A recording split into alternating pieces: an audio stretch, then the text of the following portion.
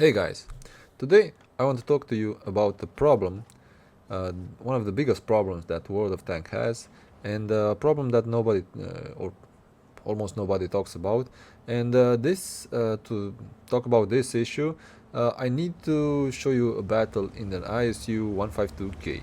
So the ISU 152K, it's a Soviet premium tank destroyer that was introduced in the game, and when they did that, or prior to doing that, Wargaming actually took the BL-10 gun that the IS-2K from the tech tree had, and they removed it from the game.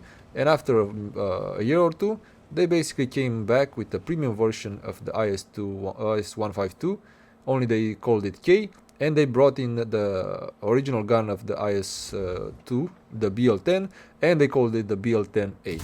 So the problem actually that I'm talking about is the fact that Wargaming keeps getting away with taking Tech 3 tanks, and after taking those Tech 3 tanks that are original, they make them worse, or they bring in an overpowered version of that Tech 3 tank, and they just bring in the new version with basically the same kind of characteristics, or in some cases they just make a new tank out of the blue.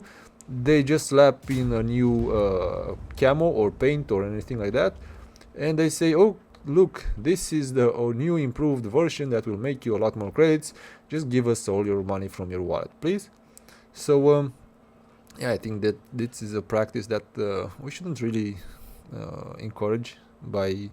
I know that a lot of people are tempted to buy those or these tanks because they're gonna feel, okay, this is how I used to play the game 10 years ago in my IS2 152, or insert a different, just to check out this shot then.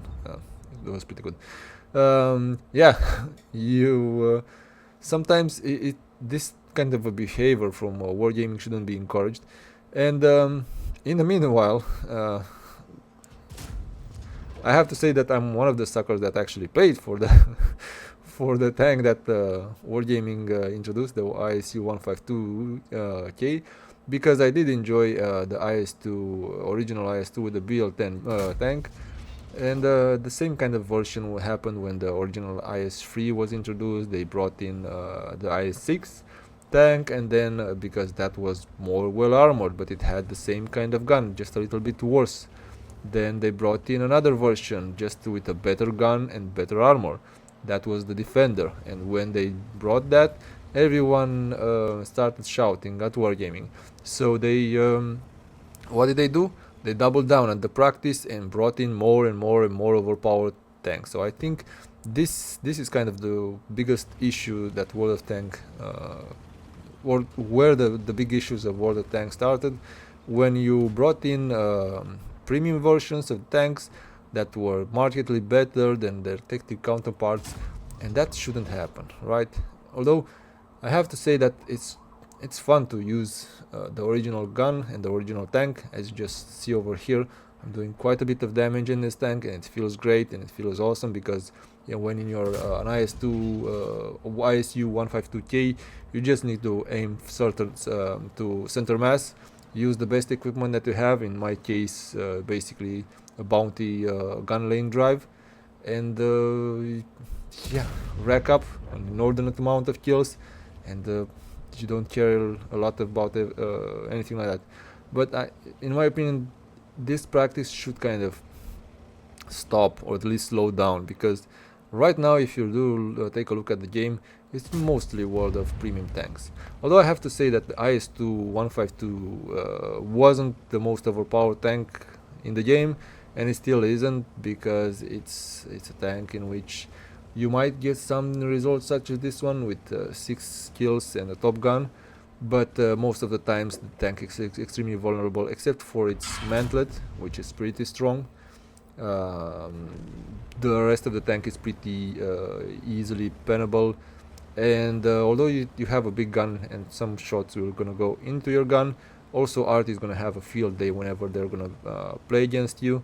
So yeah, it's not necessarily an overpowered tank, but it's part of the symptom, but introducing the K version of the tank to be just just better than the regular tank. So I don't really like this kind of practice, and hopefully we won't really see as many tanks like those.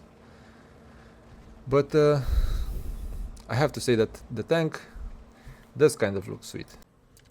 So, the ISU 152. As you just saw, this game was good enough for a Mastery Badge Class 1, almost 4k damage and a top gun.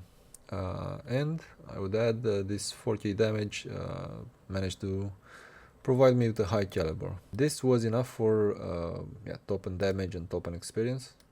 With 11 shots fired, 9 direct hits and 8 pens, excluding the mission, a profit of around 60k. Now the way I'm playing my IS-152K is to maximize the accuracy.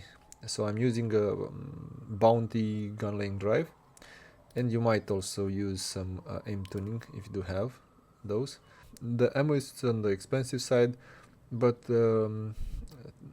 if you're doing 750 average damage per shot, you're not going to complain about the cost of the of the standard ammo. The premium ammo is even better, and it's not that expensive for the caliber of the gun. You also have the option of firing some HE, which is 90 pen, which isn't bad. It's not necessarily the best, but you'll be able to finish off some lower HP targets if you need it at the end of the game. The concealment is 33, so it's not bad, and the view range with the binos is around 480, so that's enough to outspot a lot of enemy tanks when you're using the bino. And yeah, I'm using a crew that has camo everywhere. It has Brother in Arms. I do have the armor because this tank has a huge gun, and a lot of times people were gonna shoot at your gun and damage it. Also, I'm increasing the repairs everywhere, as you can see, and trying to maximize the view range, so the recon and the situational awareness. And also I'm going for the sound detection. And then adrenaline rush, because it reloads pretty slowly and every little bit counts. The gun depression is pretty bad, but on the bright side, you shouldn't fight in a battle when you need the gun depression too much. You should keep the distance in this tank. If you are going up and close and personal, you need to finish up the enemy. Also the aim time could be better. I'm using the directive over here, and also the bounty lane ground drive is helping a little bit, but the field mode is decreasing it, so it's 2.9 seconds. It's good enough. You need to take your time and properly aim in this tank. 0.37 dispersion isn't that bad because I used everything that I could to improve it. Tank doesn't have a lot of HP. You do have a chance, if the enemies are going to shoot on this area over here, to bounce, because the turret mantlet is pretty strong, or the mantlet of the tank of the gun is pretty strong. Everything around it is going to be instantly penned. So the best thing that happens with this tank is that the enemies will be scared of you, so that's going to help. Then you do have almost 50 tons, so you can ram with this tank, and the power, the specific power to weight ratio isn't that bad, especially if you go downhill. The top speed 40, it's okay, it's mobile enough to actually move.